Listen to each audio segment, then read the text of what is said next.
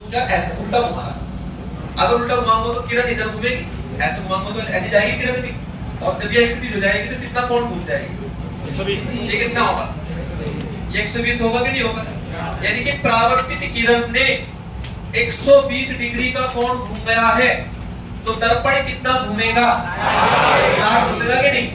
तो दर्पण आपका कहीं ऐसा हो चुका होगा, यहाँ से ऐसे कहीं, है ना? तो ऐसे दर्पण नहीं होगी, किरण कैसे गिरी नहीं होगी, तो इसको रिफ्लेक्ट करके ऐसे। तो क्या ये पॉसिबल है? देखते हैं, ध्यान से देखना। दर्पण ये था, जब वैसे 60 डिग्री है, 60 डिग्री घुमाना कि नहीं दर्पण का? थीटा ऑफ मिरर कितना? 120/2 हो जाएगा। किस डायरेक्शन में? Anti clockwise.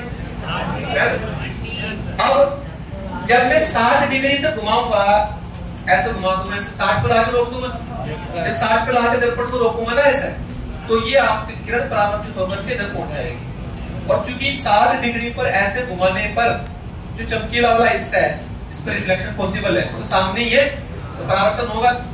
इसका मतलब ये वाला केस बिल्कुल सही है, ये भी सही है, ये भी सही है, दोनों आंसर सही है। अब तीसरा केस, आप किधर घुमाएंगे? Case third. इधर ही घुमाएंगे। इसी किरण को कहाँ लेके आना है मुझे? यहीं पे लेके आना है, लेकिन इस डायरेक्शन से। इस डायरेक्शन से लाना, इस डायरेक्शन से। तो ये एंगल कितना होगा भाई? 240। तो ये परावर्तित किरण इधर से इधर घूम जाएगा 240। दर्पण को भी इधर घुमाना पड़ेगा, दर्पण को इधर कितना घुमाना पड़ेगा? 120। 240/2 120 डायरेक्शन क्लॉकवाइज। ध्यान सुनेंगे। दर्पण को 100, दर्पण को जैसे जैसे मैं घुमाता जाऊंगा ऐसे, तो किरण इधर भागती रहेगी, इधर जाती रहेगी, इधर चलेगी। लेकिन जब मैं जैसे ये 60 क्रॉस करेगा, जब 120 डिग्री घूमने पर तो दर्पण ऐसा हो जाएगा, 120 डिग्री घूमने पर ऐसे घूम जाएगा, घूमेगा कि नहीं ऐसे? अगर ये 120 डिग्री ऐसे घूम गया तो लाइट वेव तो ऐसे गिर रही इसके ऊपर, तो परावर्तन ही पॉसिबल नहीं है। इसका मतलब ये केस नॉट पॉसिबल। समझ में आ गई बात?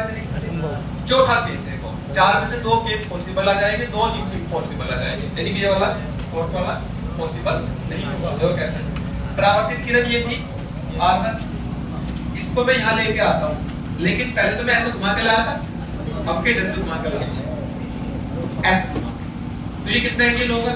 300 होगा कि नहीं होगा?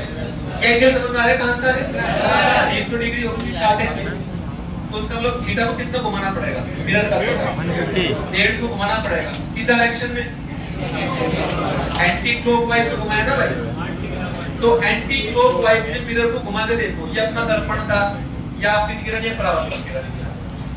एंटी क्लॉकवाइज डायरेक्शन कौन सी होगी इधर, है ना? कितने डिग्री घुमानी? 150 डिग्री घुमानी। ध्यान से देखेंगे, जब ऐसे घुमा देंगे तो कितना एंगल घूम गया? 90 घूम गया। 150 घुमाना, आगे वो कितना बचा? ये 90 तो आ चुका, इसे पकड़ा ऐसे घुमा दिया, 90 तो घूम गया, 60 और बचा। 30 आते ही इसके पीछे पहुंच जाएगा। तो जब इसको पीछे लेके जाएंगे तो 150 डिग्री पर ये ऐसे बन जाएगा मिरर, ऐसे घुमा करके यहाँ रोकना पड़ेगा। 150 डिग्री ये होगा, क्योंकि ये तो टोटल 120 है ना, और 120 को घुमाना कितना? 150 में घूमने को तो ये वाला हिस्सा पीछे आ जाएगा। इसका मतलब इसे परावर्तन नहीं होगा, परावर्तन नहीं होगा, तो ये भी क्या है? Not possible. तो ये करके देखने पड़ेगा, और कोई रास्ता नहीं है। क्या ये वाले में डायरेक्शन देखो, ये वाली किरण किधर से किधर है? इधर, मतलब दर्पण को इधर घुमाना, इधर घुमाना, कितने डिग्री घुमाना? 60। जब आप दर्पण को 60 डिग्री पर रख देंगे ना, ऐसे 60 डिग्री पर ऐसे घुमा देंगे, तो आपतित किरण ये थी और परावर्तित किरण ऐसे पहुंच जाएगी। तो आपतित किरण से परावर्तित किरण मिल सकती है वाली, 60 घूमेगी तो 120 पहुंच चुकी होगी। समझ रहे? ये वाला केस है, पॉसिबल है, क्योंकि सामने तो आ रही है ना, यहाँ पर रिफ्लेक्शन संभव है। बोलो कोई डाउट है क्या सर भाई?